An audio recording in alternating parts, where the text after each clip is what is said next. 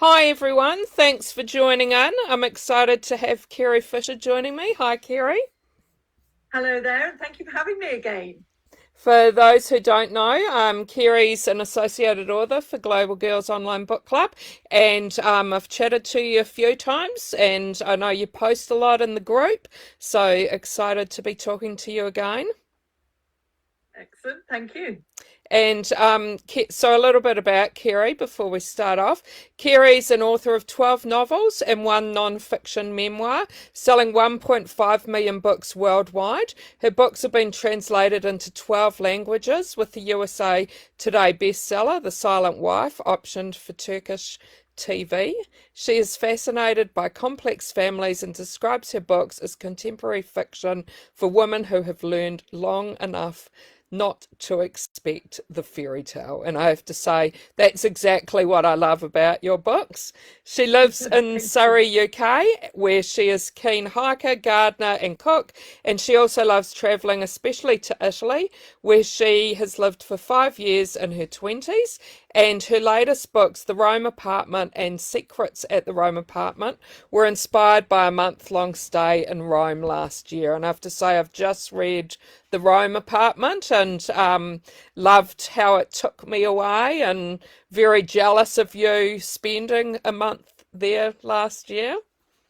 Oh, it was glorious, actually. Mm, We promised ourselves that we would do it when we could leave the I've got young adult children, when we could leave them at home and they'd be old enough to not come back to a totally wrecked house. mm, Um, and Actually, the whole time I was there, I was literally walking the streets thinking, I am living my best life. I mm, just loved it. I really mm. loved it. Yeah.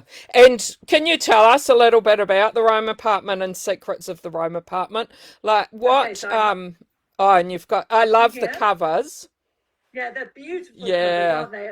Especially this one. I'm like, oh, I'm loving that. I want to be Mm, in that room. yeah. Um, so the premise behind it is that it's an apartment block in Rome where there's a 75-year-old woman who doesn't want her daughter to take up residence in the empty apartments opposite. Mm, So with her friend who's nearly 80, they come up with this idea that they will offer the other apartments in the block to women, middle-aged women who've lost their way in life and need to rediscover their mm, joy.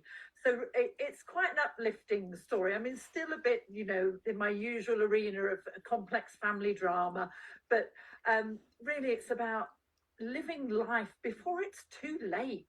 We all think that we've got mm, another 30 years, but we might only have mm, another two. We want to mm, get on and live joyfully. mm, mm.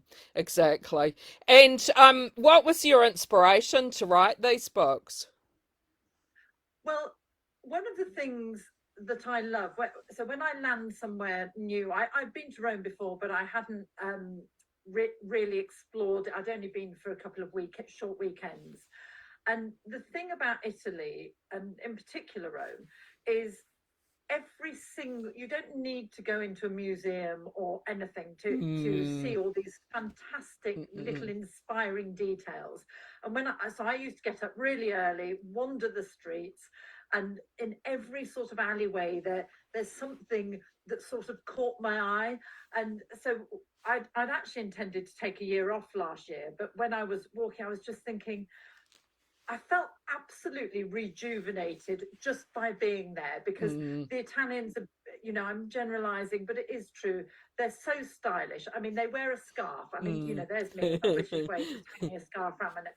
They managed to do this, you know, she knotting thing that just makes them look so gorgeous. Um, all that they actually look lovely, and the whole place just made me think I actually felt more alive there than I'd felt in a long time. And I Mm, thought, I want to put some of that in my books. What a brilliant place to come mm, to think, okay, I've done the heavy lifting of child rearing, and now this is my time. mm, And I wanted to inspire other women to, maybe, they don't have to go to Rome, but just to go on their own adventure. mm. Mm. And Kim mentioned, she says it must be amazing to be close enough to travel to so many countries. It's a long way from Australia. Yeah, that is true. I love Australia. You know, I'm a huge fan of Mm, Australia, and actually, I live in fear. My son adores Sydney, and mm. he's, you know, every now and then he'll say, "I think I'll move to Australia." And although I don't want to stand in his way, I really Mm, don't. It is a long way, mm. but I could get over it because I'd be very happy to come to Sydney every year or anywhere. In fact, we are planning to come to Australia. It's on our list, but Yeah. I have to say, I mean, it is a real luxury to be able to hop over to Europe so easily. And in Mm. fact, this autumn, I'm going on a train trip with my husband through Italy. So we're Oh, leaving from amazing. London, Paris, Mm, Bologna, Florence, Rome again. mm. So that will be lovely. Yeah, yeah, we're very jealous of being so far away. And I have to ask you, on Wednesday, Australia and England are playing each other in the football or soccer. Soccer we call it, but I think you call it the football. Is that something you've Yeah. been following? So actually, I'm much more of a rugby fan. Mm, And at the moment, we've had a couple of friendlies this last weekend and the weekend before between England and Wales, and I mm, have been following that. I do. I tend to follow the international competitions, mm, but obviously I will be rooting for England. Sorry to say, but mm. Australia and Italy are always my second choices. That's good to hear. Do you want to tell us a little bit about what got you into writing? Is it something that growing up you always thought you wanted to be a writer? That's a, it's a good question because to be honest, I was a very bookish child. You know, I mean, my mum was so lucky; she never had to entertain me in the school holidays. I would always just be sitting on the sofa reading my way through whatever series of books I'd got into. But you know, I was born in the '60s, and it to a, in a very ordinary family, so it wasn't something that you I really aspired to because I Mm, it seems so far out of my reach and you know almost an impossibility. But actually, after I'd been to university, eventually after spending a lot of time in Europe in my 20s, I trained as a journalist, and the thing that made me think initially that I could possibly do this was I got a job reviewing books, and like everybody, sometimes I'd read a bestseller which didn't really grab me, and I think, okay, if they can do it, I'm sure I can. mm, Which was ridiculously arrogant and naive because I had no idea how difficult it is to pin yourself to a chair long enough to actually write a book and for it to be any good once you've done it. So all those people whose books I thought, I apologize now because it is much harder than it looks. And it took me 5 years after I'd written my first book. I wrote three books, sent them off to agents, had 120 rejections over 5 years, and I was starting to think, I to be honest, I probably would have liked to have given up, but mm. giving up always felt just slightly worse than carrying on. And I knew from agent feedback that I was getting a bit better. So I did carry on, and I'm really glad I did. But even once you get published, it's an up and down career. I mean, Mm, you know, you'll have a book that will do incredibly well, like The Silent Wife, and mm, then you know you might have a few that don't even really make a ripple in the water. mm. It's not a linear profession, but Yeah. it is a lovely one. Yeah. And talking about that then, it makes me wonder, like you have written 12 novels, I think we said, and some of them have done exceptionally well. Do you feel pressure each time you start out writing a new one, or do you find it gets easier as you write more, or Ooh, well, I, disappointingly, every time I sit down to write a new book, mm, I think I don't know how to do this, and so what I've learned over time is to trust the process, that the feelings are the same every time, and somehow it mm, always comes good. mm, So I'm less nervous. I tend to start right. So with my editor, I'll always agree. I'll write a synopsis, quite a detailed synopsis, and we'll agree exactly what the book is, and that's something that we've done latterly, and is quite helpful because you have a roadmap when the going gets tough. But I still find it challenging and worrying. I do, and weirdly, once you've had a bit of success, the expectations are much higher.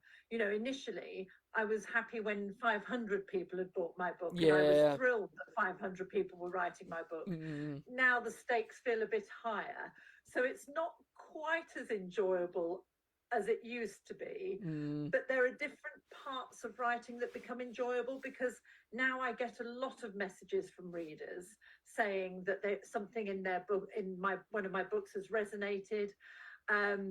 And that's fabulous. I love it when people come to me and say, I read your book and it helped me make sense of something. I mean, that's gold dust. So you can't always quantify it in actual sales or how well a book does. There's a lot that goes with it that isn't just about selling books. And talking about readers, is there any thing you might have had a reader contact you to say that may have really touched you or surprised you that you'd like to share with us? Gosh, astonishingly, I have had thousands of messages. I've had a few, not a few. I've had most of my. I'm going to show you the cover of The Silent Wife. So this book is about domestic abuse, essentially, and I have had so many messages, a humbling amount of messages from women who've said, I feel like you were living my life. And a few people have written to me and said it gave them the courage to leave, which is a massive compliment, but also feels like a bit of a responsibility. I've had a lot of messages about The Secret Child, which was a book about adoption, where people have shared their stories both about being adopted and giving their babies up for adoption, and they've really touched me. And some people write to me and say, I've never told anybody this before, and that hasn't just been a one-off. So I can't help feeling that there is something very cathartic about sharing your story with somebody who doesn't know you. It makes it very easy to be honest in a way that it's much more difficult to be honest with people who are close to you. So I've had lots of touching stories. No, that must be make you realize the purpose of your writing as well. It's an unexpected spin-off of writing. I didn't realize any of this would happen. And as you know, we co-wrote a memoir a few years ago after my son had been ill, and I've had a lot of messages about that, and that actually probably is the book that I'm proudest of, because I know that it has really helped some people. A couple of people came to me and said, this was the book that I was waiting for, and that that's great. It must be. Kim wonders, what is the favourite part and the least favourite part of the writing process for you? Oh, that is a really good question, and it's a very easy one to answer. So my favourite part of the writing process, there are two bits to this. One is so my books tend to be very character driven. So when I feel that I've really got into that character, so I try and start writing quite quickly, because it's with that I get a feel for the characters. So that's a great part of writing, when I feel that I really understand what motivates those characters, how they would react in any given situation. That's lovely. So that's my first bit of a favourite part. My second favourite part is when I write the end to my first draft, and I know that the story is down and everything going forwards is improving it. My least favourite part is when the story is done and it's reaching the final file stage, so the last stage of that I can change anything. And I'm very, very meticulous. And now I know that everybody is going to rush to me and tell me that they've found 10 typos in my books. Yeah. But I promise you, at copy edit stage, proofreading stage, and final file stage, I sit and follow the book on my Kindle, but I also listen because you can. So my computer reads it to me, and I can hear typos, and I can also hear when in every book there's a weird tick. Either all the characters are shaking their heads every single page, or life's turning on a sixpence. That was in my last book. That was about 10 times in the book, and I hear all those things, so I can fix them. But honestly, once I've listened to the book 3 times, it kills me. I literally feel like it is the most boring thing I have ever written in my life. But I convince myself that's only because I've read it and heard it so many times. Yeah. So that's my least favourite part. Yeah. And tell us about The Silent Wife and being optioned for Turkish TV. Well, that literally came out the blue. So this is the Turkish version. Oh, I don't know wow. whether you can see that. That's Of The Silent totally, Wife, yeah, the which is cover's completely so, different yeah, from so the English different. version. And very exciting. So the book came out, and within 3 weeks. So where I have a literary agent, and within the agency where I'm represented, there's also a dramatic rights agent. But to be honest, I've never really taken too much notice of that, because it's so rare for books to get optioned for TV or film that it just again felt like something that probably would never happen, so I didn't waste any time worrying about it. But once the Turkish version of the book had been out for about 3 weeks, the dramatic rights, they approached the dramatic rights agent and asked if they could option it for TV. And how that works basically is you get paid a small sum of money, and they take a year to work out whether they're actually going to go ahead with it. So it's the first rung of a very long process. But they sent me a little video of another book they'd they'd actually made, and it was so far away from anything that I would have imagined. You know, the characters were hugely glamorous with big hair and very expressive and dramatic.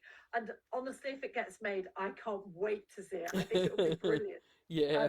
But they also say, can we take it off in different directions? If we, obviously we'll follow the book for a bit of it, but we might want to focus on another character. And I'm like, go ahead, this will be amazing. What a journey that would be. So yeah, brilliant. Yeah, that would be very amazing. Yeah, you'll have to keep us updated on any developments. And can you tell us a bit about what you're working on at the moment? So, so I've written the Rome Apartment and Secrets of the Rome Apartment, and I'm actually writing. They haven't announced the title yet, so I don't feel I can say it. But it's the 3rd book in that series, and it's weird because I'm going to Rome again in the autumn, and I'm having to write it before I've actually been to the places. So I shall be backtracking. I'll get the bones of the book down, and then I'll go back and fill in all the glorious Rome detail, which is absolutely not a hardship at all. No, as I said, very jealous. Well, I mean, that book actually, I don't know how many books there'll be in the series. There'll be obviously at least 3, and if it goes well, perhaps 4 or 5. But I have got a couple of other little ideas that are picking away at me. So I need to run those past my editor when we get a chance, because I have got a nice idea for another book, which is not set in Rome. Yeah, and these books are like a little bit different from the genre you had been writing.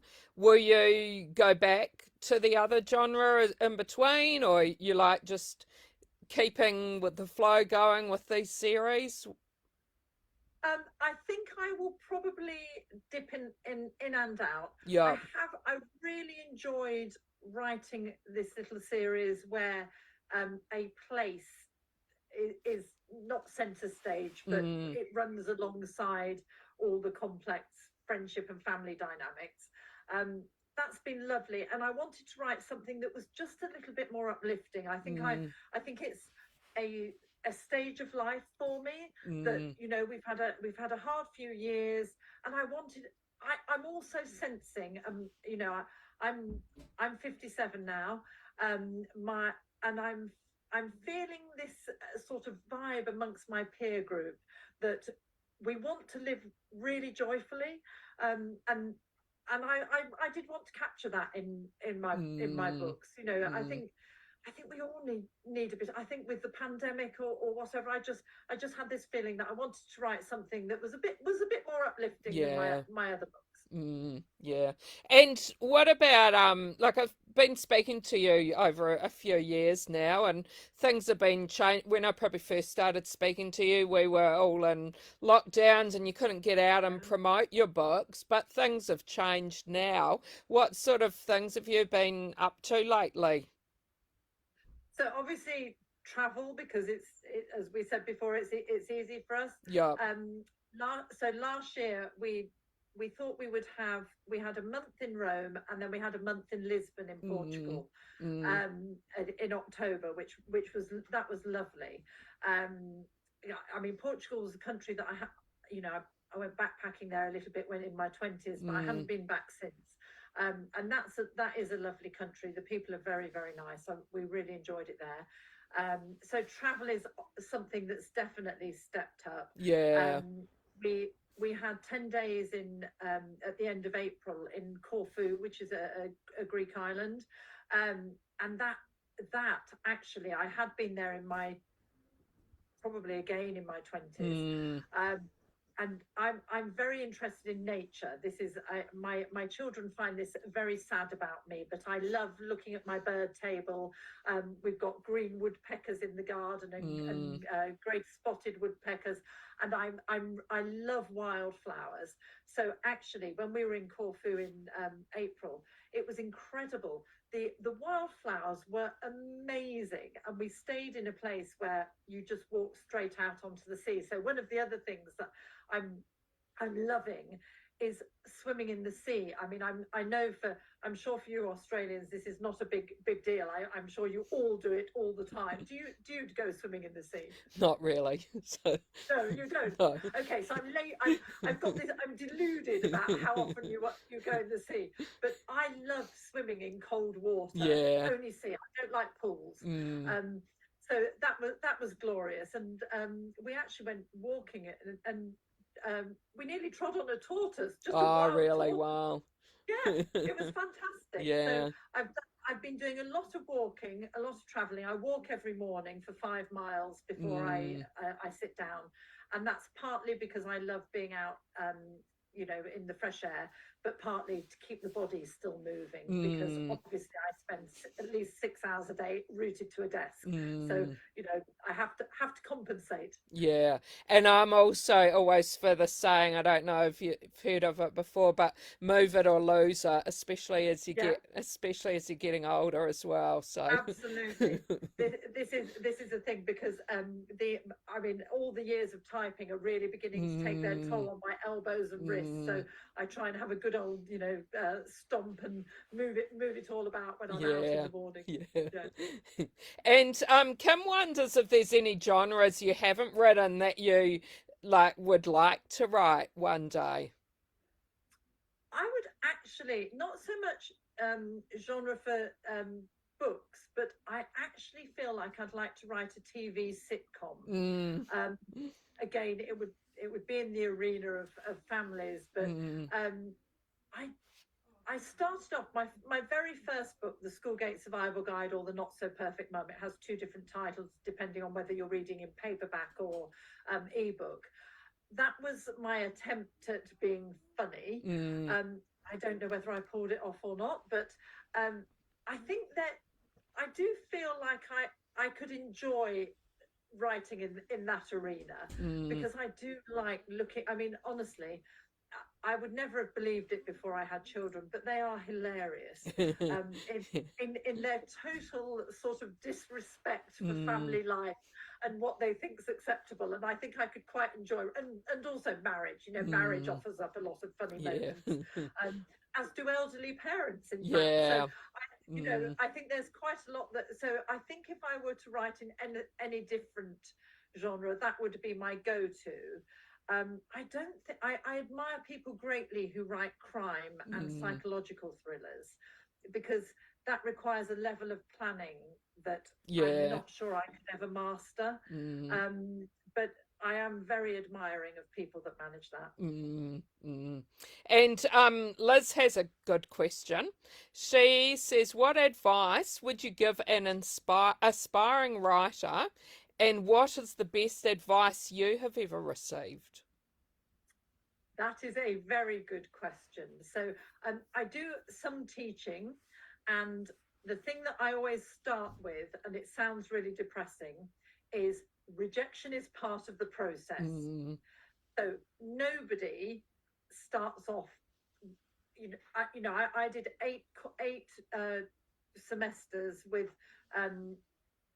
the University of California online to learn how to write a novel. So just like if you were becoming a plumber, an electrician, or anything else, you have to learn the craft. I mean, I'm sure there are a few geniuses out there who just sit down and write a fabulous book that gets sold for hundreds of thousands of pounds, but I think they're very few and far between. Most people have to learn the craft. So read widely in the genre that you want to write in. When you read a good book, one that really keeps you turning the pages, go back and look at it forensically to see how they did what they did, how they finished the chapters, how they started the next one. Keep going, keep writing. It's very easy to procrastinate with writing and think, oh, I'm not in the mood today, or I'll wait until I've built my summer house to be able to sit in it to write, or whatever. Just write. Even if you write 200 words a day, you will be inspired and energized by seeing your manuscript grow. So there's so much more I could say on that, but I think the biggest thing is you will have to believe in yourself a long time before anybody else does. You know, it's tough to get published, but I'm very ordinary. So if I managed it, it's not a closed shop. It's open to everybody. The best advice I was given when I did my online courses was by a really good tutor called Lynn Hightower.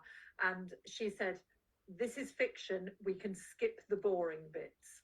So by that, she meant when you have somebody in a scene who's getting up, we don't need to see them getting dressed, cleaning their teeth, having a shower. They got up. That's it. In the same way, you know, when they're making a coffee, they just made a coffee. We don't need to see them getting out the spoon or doing their fancy machine or anything. You know, just move the story on. So that was my best bit of advice. Yeah, no, that's great advice. Thanks for sharing that. Kim says she loves the sound of your books. She says she's a 60s girl too, so we're in the same life stage. So, Kim, I'd have to say, if you haven't read any of Kerry's books yet, make sure you go out and check them out. Thank you. Also, I always love asking authors what they like reading themselves, and if you've got anything maybe you've read lately you want to recommend to us. Oh, do you know, I actually read actual books less these days because life seems so frenetically busy, but I do listen to audiobooks a lot. So recently, off the top of my head, I have loved Oh Sister and Another Life by Jodie Chapman. And they are based, she used to be a Jehovah's Witness. And although she doesn't talk specifically about that religion, she talks about, she's got two very good stories around religion and what it takes to be part of a religion. And I found them fascinating. So I love those. I also loved a book called Still Life by Sarah Oh Winman. yes, I've heard that one. Have you read that? No, I haven't Yeah. read it, but I've heard it's good. Oh, Mm, it was fabulous. It was I loved it because it was all about unlikely friendships, mm, but most of all, it took place mainly. Well, it took place in the east of London after the war, but it also took place. A lot of the action took place in Florence. I was there. And I absolutely loved that because I lived in Florence for 5 years, and I could literally imagine those streets that she was talking about, and it was mm, just like going back for a long holiday. mm, I really enjoyed that. mm. But generally, I've listened to lots of lovely books recently. Been good. Yeah. And what, like, do you, for yourself, for your books, do you get to choose the people who read your audiobooks? That's a good question. I have my first two books. I don't recall. It's a long time ago now. It was Mm, 9 years ago when I was first published. I don't recall being consulted at all mm, um, on those. And then my third book, After the Lie, I I can't remember whether I was asked about the narrator, but she's brilliant. Her name's Emma Spurgeon Hussey, and she's done all the rest of my books. And listeners absolutely love her. She's very, very meticulous. She before she records one of my books, she'll read the script and then she'll come to me and say, so when I imagine this person, I imagine them with this sort of accent or that sort of accent. mm, Am I right about that? mm. How do you hear this person in your head when you're writing? And that's, it's fantastic to have that amount of collaboration. Yeah. And obviously, the Rome apartment and Secrets at the Rome apartment had quite a lot of Italian words, a few, pronunciation. Mm, So she always goes through it with me to check that she's pronouncing it right, and she is brilliant, and yeah. people love her. I have to say, I've read a few of your books, but I have listened to one of them on audio, and I think it probably is the person you're talking about. It was Another Woman's Child. Did she read that Yeah, one? Yeah. yeah, she And did. I remember Yeah, I absolutely loved that. yeah, Mm, yeah. She's very, very good. mm. I was just having a look. I think I've read six of your books now, so Wow. a few more to Thank you. go, but Thanks very much. and yeah, and really loved them all, like I've said before, and love the different sort, like I've read your memoir and Yeah. read a lot of the other of the domestic sort of thriller ones and really loved the variety as well. So thanks so much for joining us. It's been great talking to you again, and Oh, thank you for having me. look forward to And talking to you actually, again. I'd just like to take a moment to say to everybody in the group, I love this book club. There's there's never any aggro in it, or at least none Mm, that has ever come to my mm, attention. Everybody's so lovely and so supportive. You have some amazing mm, authors. I've mm. loved seeing your interviews. I really have. And also I want to say a massive thank you to you because I do not know how you keep on top of everything. Oh, thank You you. do brilliantly. I mean, I think you work, don't you? And Yeah, I don't know how you yeah. manage this outside. It must be a full-time job in itself. So thank you very, very much for looking after us all. You do amazingly. No, thank you. Thanks. All right. And yeah, really want to say thanks to those who asked some questions as well. Yes, thank you. Thank you, and look forward to talking to you some more another time. Okay, thanks very much for Thanks. having Bye, me. Cheerio. everyone. Bye-bye. Bye.